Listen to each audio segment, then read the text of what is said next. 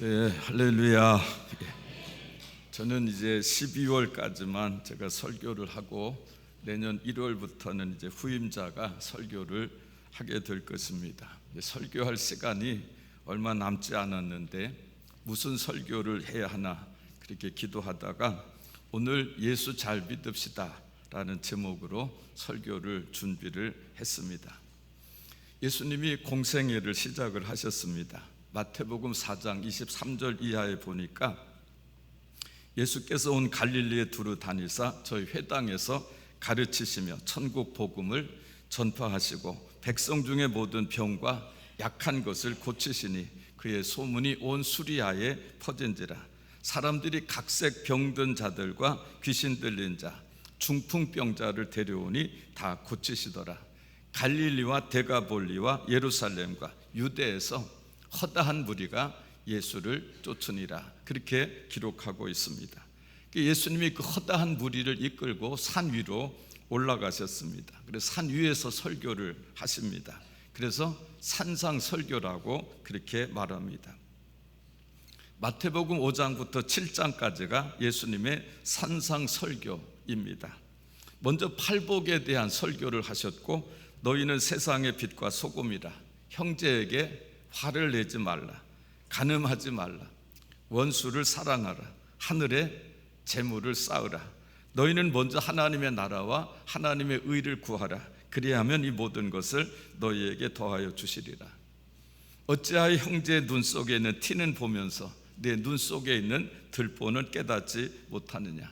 구하라 주실 것이요, 찾으라 찾을 것이요, 두드리라 열릴 것이라. 구하는 이마다 얻을 것이요, 찾는 이가 찾을 것이요, 두드리는 이에게 열릴 것이라. 좁은 문으로 들어가라. 멸망으로 인도하는 문은 크고 그 길이 넓어 그리로 들어가는 자가 많고, 생명으로 인도하는 문은 좁고 길이 협착하여 찾는 이가 적다. 거짓 선지자들을 조심해라. 그들의 열매로 그들을 알지니 좋은 나무가 좋은 열매를 맺고 나쁜 나무는 나쁜 열매를 맺느니라. 이렇게 긴 산상설교를 하신 후에 결론, 산상설교의 결론으로 하신 말씀이 오늘 본문의 말씀입니다. 우리 21절부터 23절까지 한번 합독하도록 하겠습니다. 나더러 주여 주여 하는 자마다 다 천국에 들어갈 것이 아니요 다만 하늘에 계신 내 아버지의 뜻대로 행하는 자라야 들어가리라. 그날에 많은 사람이 나더러 이르되 주여 주여 우리가 주의 이름으로 선지자 노릇하며 주의 이름으로 귀신을 쫓아내며 주의 이름으로 많은 권능을 행하지 아니하였나이까 하리니, 그때 내가 그들에게 밝히 말하되 내가 너희를 도무지 알지 못하니 불법을 행하는 자들아 내게서 떠나가라 하리라. 아멘.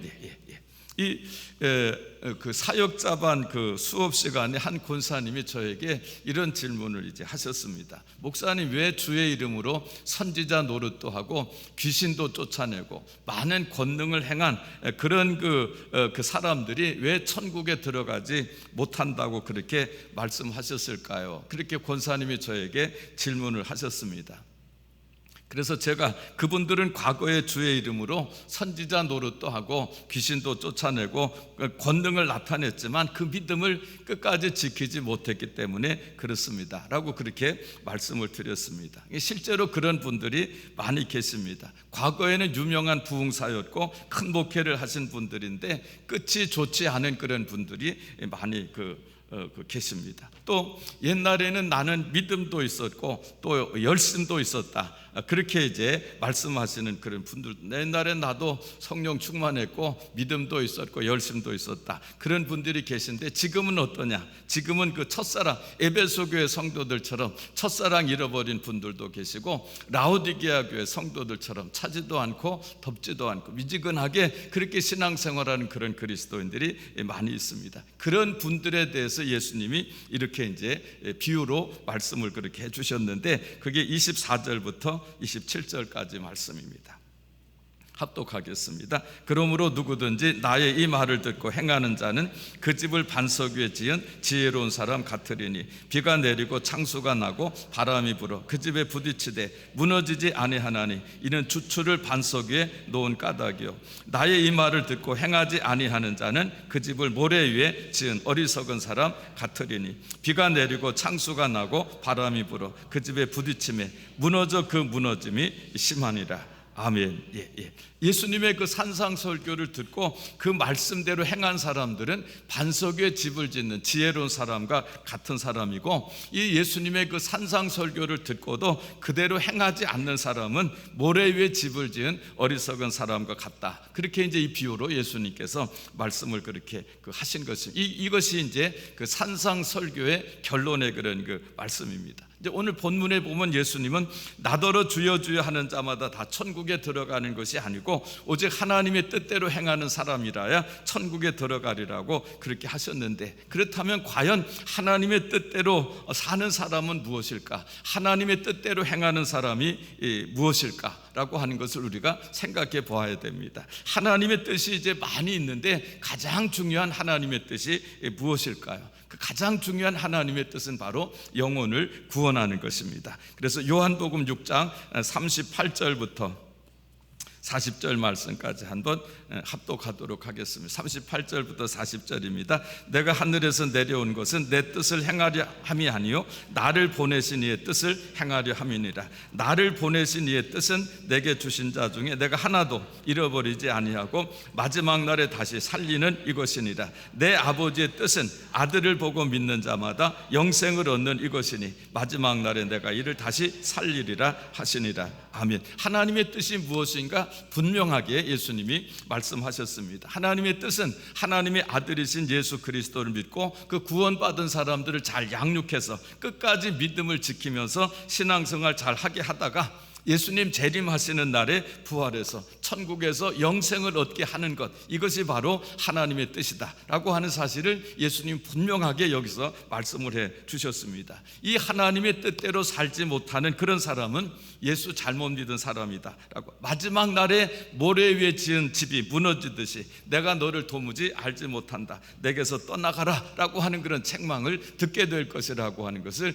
예수님께서 그렇게 말씀을 해 주신 것입니다. 신앙의 공든 탑이 그냥 모래성처럼 무너지게 되는 그런 날이 오게 될 것이고, 그날에 비로소 내가 정말 예수를 잘못 믿었구나 라고 하는 사실을 깨닫게 되는 날이 오게 될 것이라고 예수님께서 그렇게 말씀을 그렇게 하신 것입니다.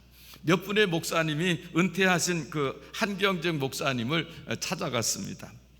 많은 말씀을 나누고 이제 헤어지기 전에 그 목사님들이 한경직 목사님께 이런 말씀을 드렸습니다. 목사님, 마지막으로 저희들에게 한 말씀 해주십시오 라고 그렇게 말씀드리니까 한경직 목사님이 목사님들 예수 잘 믿으십시오 라고 하는 그런 말씀을 하셨다고 합니다.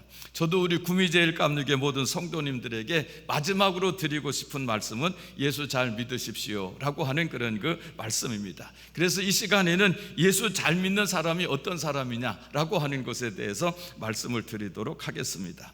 예수님은 내가 하늘에서 내려온 것은 내 뜻을 행하려 내려온 것이 아니고 나를 보내신 하나님의 뜻을 이루기 위해서 내려오신 것이라고 그렇게 말씀하셨고, 나를 보내신 하나님의 뜻은 내게 주신 자 중에 하나도 잃어버리지 않고 마지막 날에 다시 살리는 이것이라. 내 아버지의 뜻은 아들을 보고 믿는 자마다 영생을 얻는 이것이니 마지막 날에 내가 다시 그를 살리리라고 그렇게 예수님께서 말씀을 그렇게 하셨습니다. 이 말씀을 쉽게 해석을 하면 하나님의 뜻은 예수 믿고 구원받은 사람들을 잘 양육해서 예수님 다시 오시는 그 재림의 날에 부활하게 해서 천국에서 영생을 얻도록 하는 것이 그게 하나님의 뜻이라고 하는 그런 그 말씀인 것입니다. 예수님도 이 하나님의 뜻을 이루어 드리기 위해서 3년 동안 공생의 기간 동안에 오직 영혼 구원을 위해서 사셨다고 하는 것을 우리들이 잘 알고 있습니다.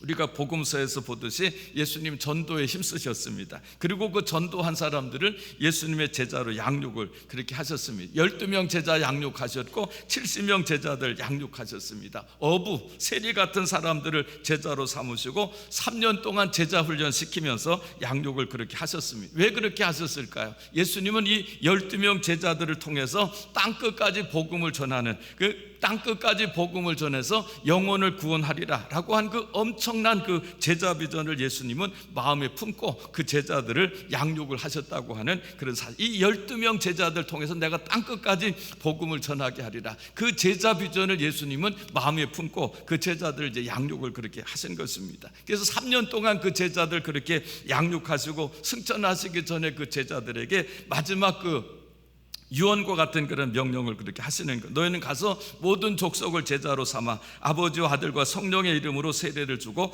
내가 너희에게 분부한 모든 것을 가르쳐 지키게 하라. 볼지어다 내가 세상 끝날까지 너희와 항상 함께 있을 것이다 라고 하는 그런 사명을 그 제자들에게 위임하시고 예수님은 승천을 그렇게 하셨습니다. 그 12명 제자 중에서 가룟 유다는 탈락했고 11명 제자들이 가서 제자 삼고 또 그들이 제자 삼고 제자 삼고 제자 삼고 해가지고 오늘 이 복음이 이렇게 땅끝까지 전파됐다고 하는 사실을 우리들이 잘 알고 있습니다. 그러니까 예수님의 이 명령, 가서 제자 삼으라고 하는 이 명령은 두 개의 명령으로 나눌 수가 있습니다. 첫째는 전도하라는 명령이고, 두 번째는 그 전도한 사람들을 잘 양육해가지고 세례를 주고 예수님이 분부한 모든 것을 가르쳐 지키게 하는 그 제자로 삼으라고 하는 그런 그 명령인 것입니다. 오늘 한국교회 문제점 중에 하나가 전도는 많이 했는데 전도한 사람들을 양육하지 못해서 썬데이 크리스찬들을 양산했다라고 하는 그런 문제점들을 사람들이 지적하고 있습니다. 그렇습니다. 이 전도도 중요하지만 전도한 사람들을 양육해가지고 예수님의 제자로 삼는 것은 더 중요한 그런 그 일인 것입니다. 그래서 우리 교회는 2007년부터 지금까지 두 날개 사역을 해왔습니다. 이 두 날개 사역이 바로 전도하고 양육해서 예수님의 제자 삼는 그런 그 사역인 것입니다. 이 두 날개 사역은 크게 두 가지로 나누어지게 되는데, 첫째는 전도입니다. 두 날개 사역에서 전도의 방법은 행복 모임입니다. 제가 지난주 사무실에서 받은 그런 통계 자료를 제가 보았습니다. 지난주 우리 귀빈 초청주일에 등록한 새가족들이 18명이고, 그리고 행복 모임 1차부터 이제 마지막 29차까지 행복 모임을 통해서 등록한 인원이 1846명이 등록했다고 하는 그런 통계표를 제가 어제 사무실에서 받았습니다. 이렇게 행복 모임을 통해서 많은 전도의 열매를 우리가 맺었지만 안타까운 것은 그분들을 다 교회에 정착시키지 못했다는 겁니다. 그분들 정착시키고 양육해서 제자로 삼아야 되는데 그렇게 하지 못했다고 하는 게 너무 안타깝고 아쉽습니다. 다 제가 부족한 그런 탓입니다. 두 번째는 이제 양육입니다. 전도도 힘들지만 양육하는 건 더 힘이 듭니다. 아기를 잉태하고 출산하는 것도 힘들지만 그 태어난 아기를 장성한 어른으로 양육한다고 한 더 힘들고 어려운 일 아닙니까? 영적인 양육도 그렇습니다. 새가족을 양육해서 예수님이 분부한 모든 것을 가르쳐 지키게 하는 그런 제자로 삼는다, 제자로 양육한다고 한 정말 어렵고 그런 그 힘든 일입니다. 왜 제자 삼는 것이 어려울까요? 제자는 가치 변화가 일어나야지 제자가 될 수 있기 때문에 그렇습니다. 세상의 가치로 충만한 그런 사람을 영적 가치를 가진 사람으로 그 변화시킨다고 하는 것 정말 어렵고 힘든 그런 그 일입니다. 세상의 가치는 눈에 보이고 손에 잡히는 가치입니다. 오늘도 우리가 돈 들고 마트에 가면 내가 원하는 것 모든 거 다 가질 수가 있습니다. 그런데 영적인 가치라고 하는 건 지금 우리의 눈에 보이지 않습니다. 손에 잡히지도 않는 그런 그 가치입니다. 이 세상 가치밖에 모르는 그런 사람을 이 영적 가치를 가진 사람으로 이 변화시킨다고 하는 것은 정말 어렵고 힘든 그런 그 일인 것입니다. 그럼 어떻게 해야 이 가치 변화가 일어날까?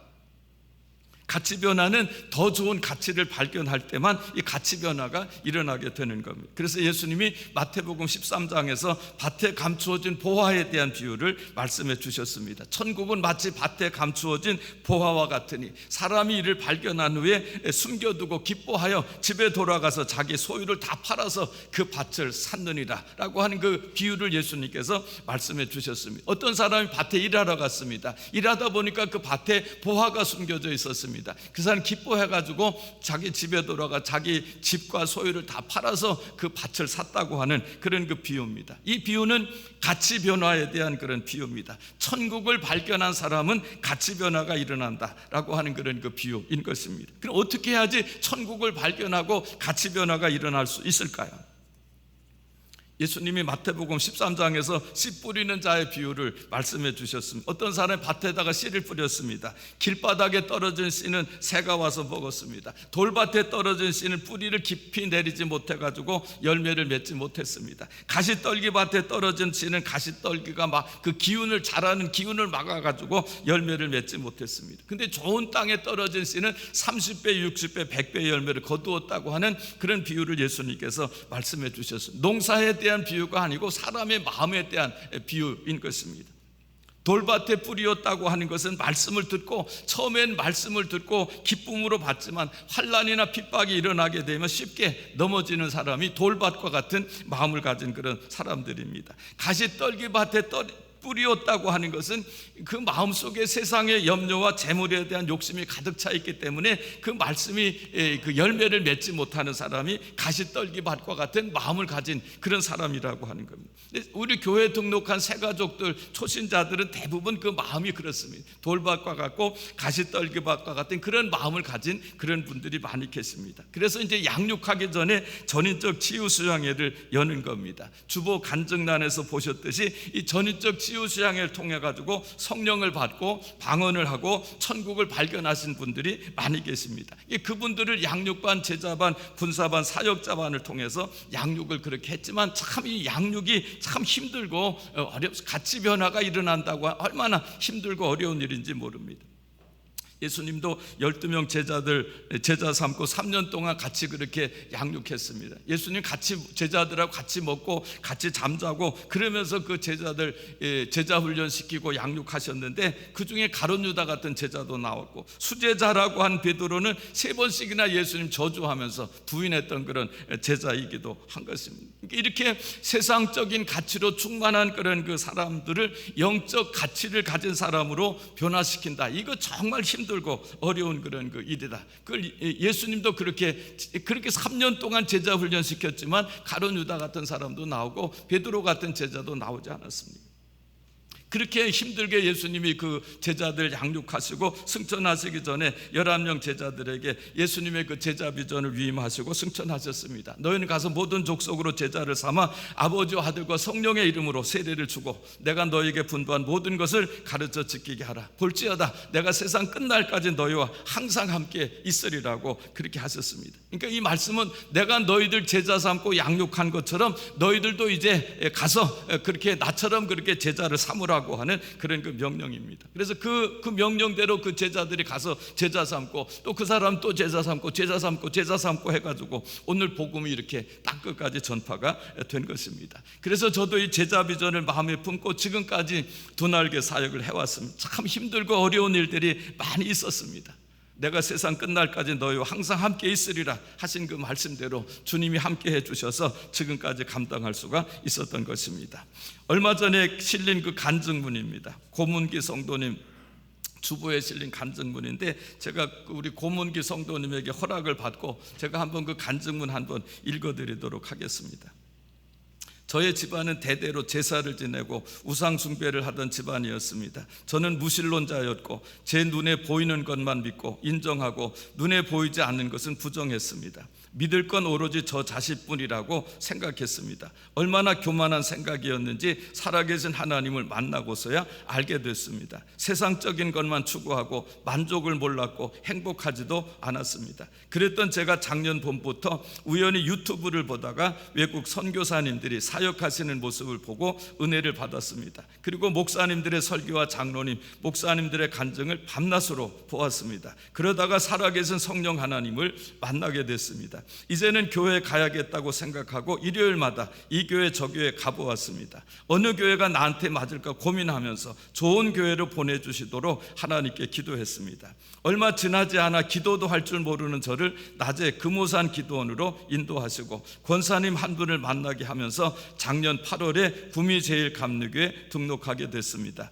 하나님의 기도응답이라고 생각합니다. 교회 등록하고 전인적 치유수양회와 두 날개 사역인 양육반 제자반을 공부했습니다. 저의 초신자 신앙생활은 내적으로 항상 좌충우돌하는 신앙생활이었습니다. 그런데 양육반 제자반 공부를 하면서 저의 무지함을 일깨워 주셨고 은혜를 받게 하셨습니다. 신앙생활 처음 하시는 분들은 꼭 해야 된다고 생각합니다. 오랜 시간의 우상 숭배로 질기고 질긴 쓴뿌리들이 아직도 제 안에 많이 남아 있습니다. 사탄의 미혹으로 부지불식간에 죄를 짓기도 합니다. 그럴 때마다 하나님께서 제가 저의 두 눈을 파내는 무서운 꿈을 꾸게 하셨습니다. 만일 내 눈이 너를 범죄하게 하거든 빼어버리라. 한 눈으로 하나님 나라에 들어가는 것이 두 눈을 가지고 지옥에 던져지는 것보다 나으니라. 그 말씀처럼 그런 무서운 꿈을 꾸게 하셨습니다. 저를 억누르고 있는 모든 것들은 하나님의 손길만이 치유할 수 있다는 것을 알게 됐습니다. 오직 진리이신 예수님만이 저를 자유롭게 한다고 하는 것을 알게 됐습니다. 진리이신 그분을 향해서 저는 조금씩 걸어갈 것입니다. 구미 제일감리교회 고문기 성도입니다. 이 고문기 성도는 지금 저와 함께 사역자반을 하고 계십니다. 새벽 예배도 열심히 드리고, 이거 헌금 얘기해서 대단히 죄송하지만 11조 헌금도 많이 하고 계십니다. 가치 변화가 일어나신 그런 분이라고 하는 것을 말씀드리기 위해서 드리는 그런 말씀인 것입니다. 사랑하는 성도 여러분, 예수님이 산상 설교를 하신 후에 나더러 주여 주여 하는 자마다 다 천국에 들어갈 것이 아니요 하늘에 계신 내 아버지의 뜻대로 행하는 자라야 천국에 들어가리라. 그날에 많은 사람이 나더러 이르되 주여 주여 우리가 주의 이름으로 선지자 노릇하고 귀신 쫓아내고 많은 권능을 행치 아니하였나이까 하리니 내가 저에게 밝히 말하되 내가 너희를 도무지 알지 못한다. 내게서 떠나가라고 그렇게 하리라고 그렇게 하셨습니다. 이런 일이 우리에게 일어나지 않도록 예수 잘 믿는 저와 여러분들이 되시길 바랍니다. 하나님의 뜻대로 영혼 구원을 위해서 힘쓰는 저와 여러분들이 되시기를 바랍니다. 그리고 우리 교회가 전도하고 양육하여 제자 삼는 그런 교회가 되도록 기도하시기 바랍니다. 그래서 우리 모두 주님 앞에 섰을 때 나 너 모른다, 내게서 떠나가라, 그런 책망 듣는 분이 한 분도 안 계시고 잘했다, 착하고 충성된 종이라고 하는 칭찬과 함께 큰 상을 받는 우리 구미제일감리교회 모든 성도들이 다 되시기를 주님의 이름으로 축원합니다. 기도하겠습니다. 할렐루야. 하나님 감사합니다.